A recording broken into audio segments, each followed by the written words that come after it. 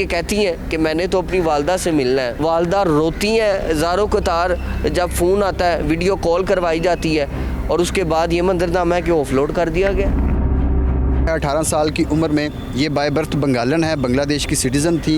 18 साल की उम्र में ये ढाका में एक फैक्ट्री में जा रही होती हैं। रास्ते में इनको कोई खातून अगवा कर लेती हैं और अगवा करने के बाद बरास्ता इंडिया इनको लाया जाता है कराची में, और वहाँ पे कराची में 70s 80s में ख़वातीन की मंडियाँ लगती थी, उनको बेच दिया जाता था। लिहाजा इनको भी 50,000 रुपया देकर इनको बेच दिया गया। सोशल मीडिया के थ्रू इनको पता चलता है कि मेरी माँ हयात है, मेरा वालिद फ़ौत हो गया है और मेरे घर के कुछ अफराद वो भी उधर बांग्लादेश में मौजूद हैं। जब ये मिलने के लिए जाती हैं अल्लामा इकबाल इंटरनेशनल एयरपोर्ट लाहौर के ऊपर, तो FIA के जो अफसरान हैं या इमिग्रेशन के अफसरान हैं वो इनको गैर कानूनी तौर पे ऑफलोड कर देते हैं। FIA के ऑफिशियल्स ने बाय कमिटिंग प्रोफेशनल मिसकंडक्ट जो इनको ऑफलोड किया है कि इनका जो गैर कानूनी तौर पे ऑफलोड की स्टैंप लगाई गई है जो आपकी ट्रैवल हिस्ट्री को ज़ाया कर देती है, शकूक व शुबहात पैदा करती है, उसको इलीगल डिक्लेयर किया जाए। उसके बाद FIA को कहें कि माफ़ी मांगे इनसे रिटर्न में। तीसरा ये है कि जो फाइनेंशियल लॉस इनका हुआ है वो फाइनेंशियल लॉस FIA पूरा करे। इनकी फैमिली उधर मौजूद है जो इनको वेलकम करेगी, रिटर्न टिकट मौजूद है जिसकी बुनियाद के ऊपर ये वापस आएंगे। पाकिस्तान में भी इसकी फैमिली मौजूद है। इसके बावजूद भी FIA का इनको ऑफलोड करना इस बात की तस्दीक है, इस बात की तरफ इशारा करती है कि FIA ने जितने भी पाकिस्तानी नौजवान थे जिनके पास तमाम तर ट्रैवलिंग डॉक्यूमेंट्स मौजूद थे उनको गैर कानूनी तौर पर ऑफलोड किया है। नाज़रीन, मेरे साथ जिनको बाकायदा 18 साल की उम्र में अगवा किया जाता है और उसके बाद उनको वालिदैन की शफ़क़त से महरूम कर दिया जाता है। जब पता चलता है कि वालदा की कॉल आ चुकी है तो बेताबी और बेचैनी इस कदर बढ़ जाती है कि घर की तमाम तर चीज़ों को बेच दिया जाता है और उसके बाद इनको बाकायदा टिकट ख़रीदने के बाद ऑफलोड कर दिया जाता है। ये मामला है क्या? इसके कानूनी पहलू के हैं? क्या कर रही हैं ये लाहौर हाई कोर्ट में बैठे आंसू बहाती हैं और दुहाइयाँ देती हैं कि खुदारा मुझे मिलने का मौका दिया जाए? मामला है क्या?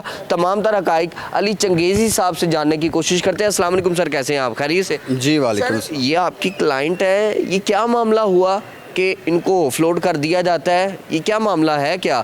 दर हकीकत ये कहती हैं कि मैंने तो अपनी वालदा से मिलना है और मैं बेचैन हूँ, बेताब हूँ, रात की नींद उड़ चुकी है।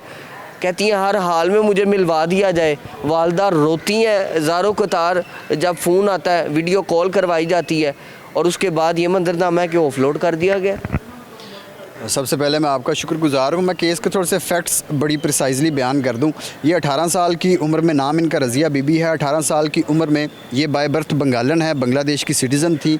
18 साल की उम्र में ये ढाका में एक फैक्ट्री में जा रही होती हैं। रास्ते में इनको कोई खातून अगवा कर लेती हैं और अगवा करने के बाद बरास्ता इंडिया इनको लाया जाता है कराची में, और वहाँ पर कराची में 70s 80s में ख़वातीन की मंडियाँ लगती थी, उनको बेच दिया जाता था। लिहाजा इनको भी 50,000 रुपया देकर इनको बेच दिया गया।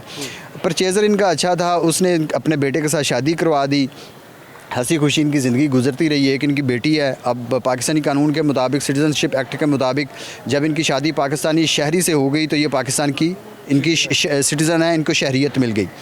अब 40 या 45 या 50 साल के अरसे के दौरान इनका राब्ता अपनी बांग्लादेश की फ़ैमिली के साथ नहीं है। उनको ये लग रहा है कि ये कहीं मर गई हैं, किडनैप हो गई हैं, कोई उनको पता नहीं है।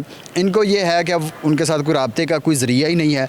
सोशल मीडिया के थ्रू इनको पता चलता है कि मेरी माँ हयात है, मेरा वालिद फ़ौत हो गया है और मेरे घर के कुछ अफराद वो भी उधर बांग्लादेश में मौजूद हैं। तकरीबन 40 साल के बाद पता चलता है। तकरीबन 40 साल के बाद पता चलता है। उसके बाद ये इनका बेटा कोई नहीं है, इनका खामद फ़ौत हो जाता है। तो अब इनके लिए एक बड़ा कठिन मरहला था कि ये कैसे एक टिकट के पैसे अरेंज करें। इन्होंने मुर्गियाँ पाली, बकरियाँ रखी, मवेशी वगैरह रखे गांव में अपने घर में, और वो बेच के इन्होंने वीज़े के पैसे किए, उसके बाद टिकट के पैसे किए बांग्लादेश जाने के लिए।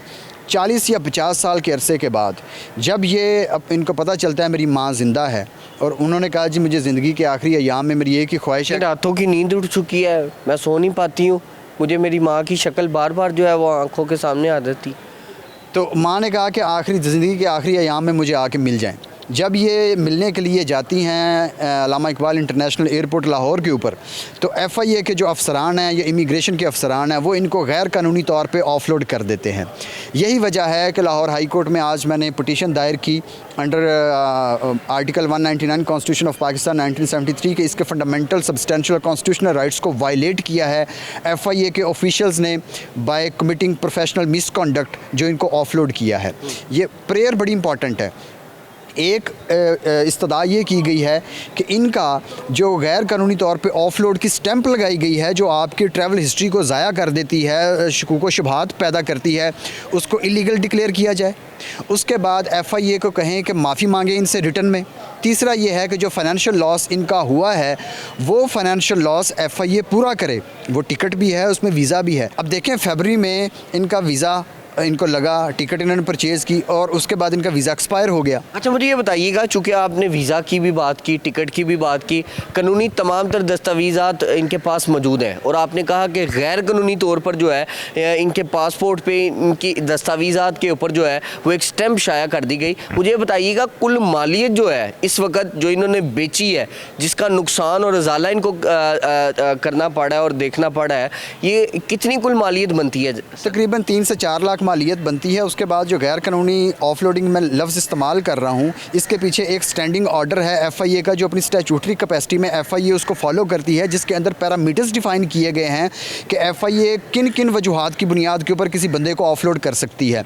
यहाँ पे मैं ज़रूर पूछना चाहूँगा अली भाई कि यहाँ आपने जो इस वक्त रजू किया है अदालत से और बाकायदा आप इनके इंसाफ के लिए खड़े हैं डटकर, सीसा पलाई दीवार बनकर, ये मुझे ज़रूर बता दीजिएगा कि सिर्फ मिलवाना मकसूद है या फिर इनका अजाला भी मकसूद है?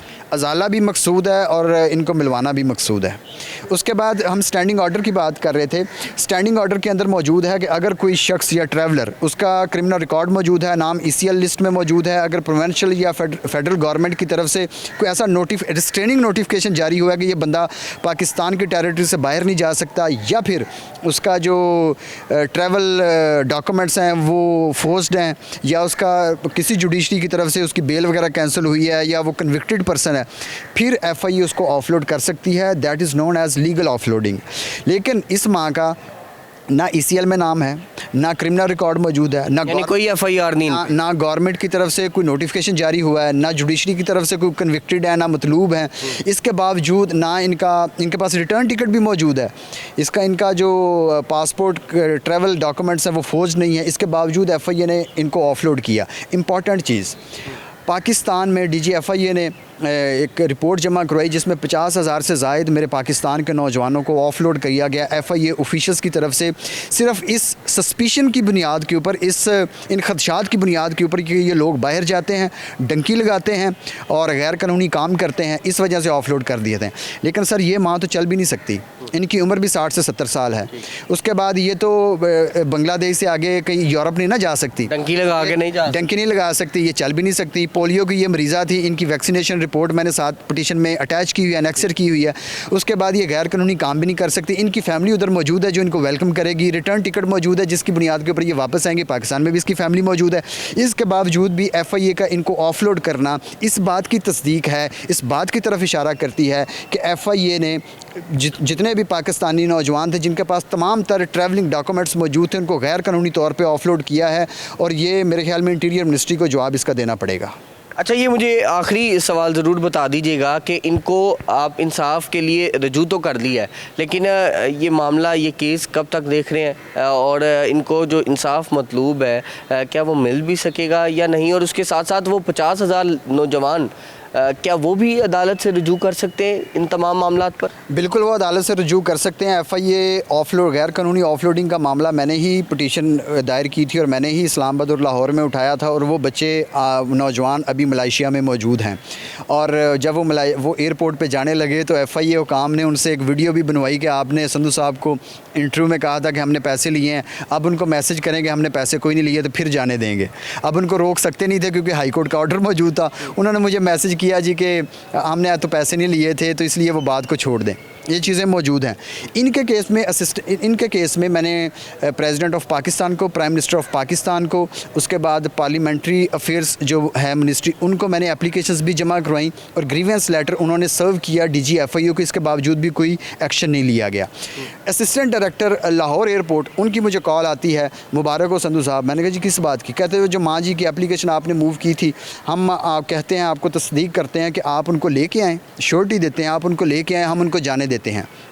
मैंने कहा ये आप एहसान ना करें, मुझे ये बताएं कि उस माँ के जो 3 से 4 लाख रुपया आपके गैर कानूनी ऑफलोडिंग करने की वजह से प्रोफेशनल मिसकॉन्डक्ट आपने कमिट किया है, क्या आप अपनी तनख्वाह से अपने बच्चों का पेट काट कर आप इनको 3 लाख रुपया देंगे, इनको टिकट खुद परचेज़ करके देंगे? कहते ये तो नहीं कर सकते। मैंने कहा then we will meet in Lahore high court. नाज़रीन, कानूनी जो पहलू है वो तमाम तर उजागर कर रहे हैं। अली भाई मेरे साथ मौजूद हैं और बाकायदा इस माँ की आंखों में आंसू देखकर शायद हर शख्स का दिल जो है वो अफसुर्दा हो जाएगा और वो इस काविश के लिए कि हर हाल में एक बेटी को अपनी माँ से मिलवा दिया जाए, वो शफकत का हाथ जो शायद मतलूब था वो इनके सर पर आ जाए।